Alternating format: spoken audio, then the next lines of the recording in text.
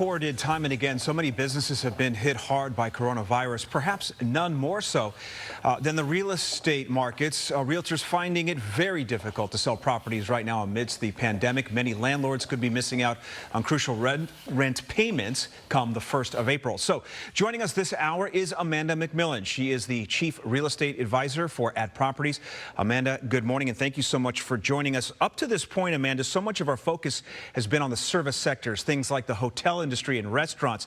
Can you kind of describe in a snapshot what the real estate market looks like this morning? Well, it's obviously been an interesting ride for us. We've seen our entire business has been turned upside down, essentially within about a 72-hour period of time. We are considered an essential business by the city and the state. Therefore, we are out there performing our business as we still need to, but under much different protocol. I do believe most consumers would actually be quite surprised to hear that we are still out there doing business and that there are still people that are proceeding in these current markets. But there definitely are people that it still makes sense for them to be moving forward and pursuing their housing needs. That's the one thing that we do have to remember as we go through this. Housing is an essential need, much like toilet paper and everything else. Well, there are needs and there are fears. We just heard this morning that 3.28 million people applied for unemployment claims last week alone. That might give me pause before pulling the trigger on something as big as a house. What advice do you have for those, though, with that need? They want to get into a new place. Should they hold off? Should they go forward? That is very much a case-by-case scenario, and that's one that you should absolutely be working with your real estate advisor to make those decisions. There's absolutely people right now that buying a home is a terrible decision. If you are concerned about a job, or if you've recently lost a job, if you're concerned about your income or your financial status, those are the people that need to really be taking a step back, assessing where they're at, working and concentrating on their livelihood, and then figuring out another time to do it.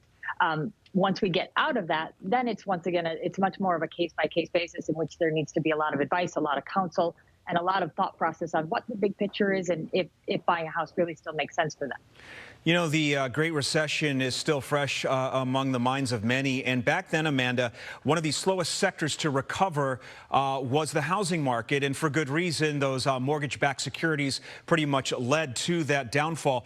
I'm wondering if there's any sense amongst you or within your industry, once we do come back, and we're expected to come back, whether it's 2 months from now, 5 months from now, how long will it take before real estate bounces back?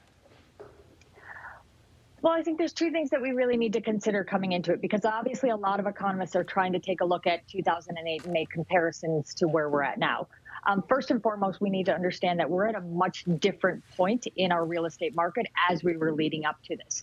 The growth and appreciation in our market on a local basis was at a much smaller, more stable point. So that's a very important thing for us to note.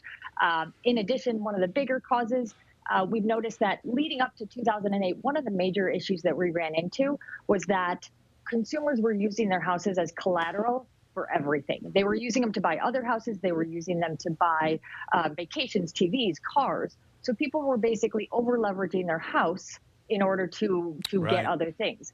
That's something that we learned that when we stepped into that recession, we had homeowners in general had very, very little equity, if any, in the homes that they owned. So therefore, when the housing market saw a slight decrease, we had a lot of people in a lot of trouble.